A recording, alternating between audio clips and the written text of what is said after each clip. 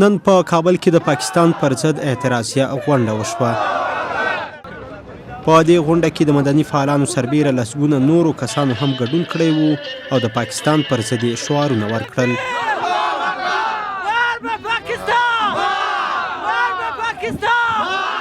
مدني فعالانو د افغانستان د ختیځو ولایتونو پر ځینو سیمو د پاکستاني پوځ لخوا راکټي بریدونه د افغانستان پر خاوره د پاکستانیانو ښکاره تیری وباله. مدنی فعال عبدالصمد سکندری: ما گوشزد میکنم به مردم افغانستان که بیاین متحد شوین، صدای ما بلند شوه. قسم که روز 3 اوت قشون سرخ ما شکست دادیم، میتونیم همه تو هر کشور منطقی که به ضد افغانستان باشه، به ضد کشور اسلامی افغانستان باشه شکست بدیم. دوی چې د پاکستان پر ضد شعارونه ورکول، ویلي افغان حکومت نور باید د پاکستان په درواغجنو وعدو تیر نه وځي.